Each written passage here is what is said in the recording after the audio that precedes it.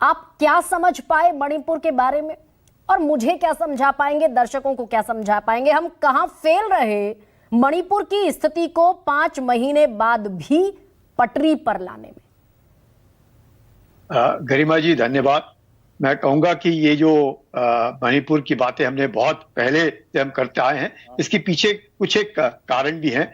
एक तो म्यांमार, जहाँ पे तकरीबन 28 महीने से लगातार वहां पे जो गवर्नमेंट है, वहां पे सिविल वॉर चल रहा है चिन प्रोविंस के अंदर, और वहां पे सिविल वॉर होने के नाते वहां से तकरीबन 61,000 लोग जो हैं, जो कुकी जो इस समुदाय के जो हैं, वो अपने मणिपुर में, मिजोरम में, नागालैंड में आए हैं। तो ये जो इलीगल इमिग्रेशन है वो वहां से हुआ है पिछले 28 महीनों में। ये सबसे बड़ी बात।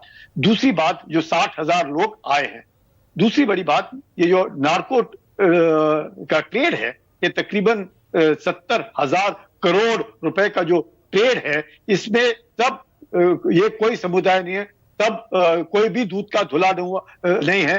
सारे के सारे, चाहे वो मैती हैं, चाहे वो कुकी हैं, चाहे वो नागा हैं, चाहे वो पंगाल हैं, सब के सब शामिल हैं, और ये एक दूसरा बड़ा कारण है।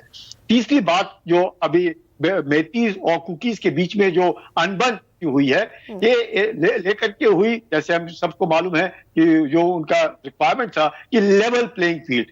मैती ओबीसी जरूर हैं, लेकिन मैती ट्राइबल नहीं है, और ट्राइबल नहीं होने के नाते वो पहाड़ों में जमीन नहीं ले सकते हैं, जबकि कुकी लोग जो हैं वो प्लेन्स में जमीन ले सकते हैं। जहां पे तकरीबन 10% जमीन है, वहां पे 70% आबादी रहती है, और वो आबादी के ऊपर जबरदस्त जोर पड़ रहा है, और उस जोर पड़ने के कारण इस तरह की जो घटनाएं हैं वो होती हैं।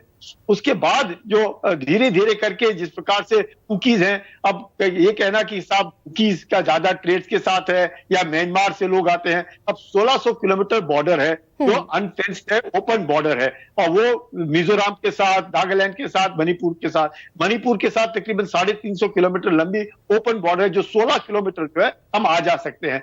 अब वहां पे एक ये कहना कि इलीगल इमिग्रेंसी है और नार्को टेररिज्म है। अब जब 5 मई के बाद की जब घटना हुई, उसके बाद 4,000 हथियार लूटे गए। जैसे आपने कहा कि 50,000 एम्युनिशन लूटा गया, ये समझ करके कि सारा कुछ मैतियों ने लूटा। ये समझ करके चलते हैं कि सारा कुछ मैतियों ने लूटा, और ये सब इम्फाल घाटी के बीच में हुआ और किसी के भी कारण हुआ।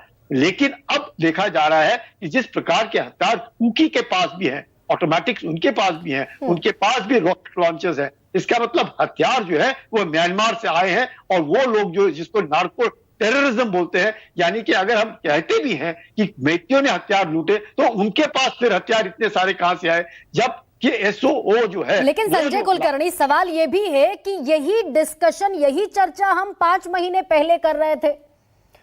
3 मई को जब ये जातीय संघर्ष शुरू हुआ, तब भी हम यही बात कर रहे थे कि 4,000 से ज्यादा हथियार लूट लिए गए, 6 लाख से ज्यादा गोलियां लूट ली गई। विधायकों ने, वहां के नेताओं ने, सबसे जितने भी सामाजिक संगठन थे, सबने यही जरूरत बताई कि सबसे पहले तो वो हथियार वापस लाने पड़ेंगे, तब जाकर स्थितियां वहां कंट्रोल होंगी। लेकिन आज 5 महीने बाद भी यही स्थिति है। ऐसे में यशोवर्धन आजाद,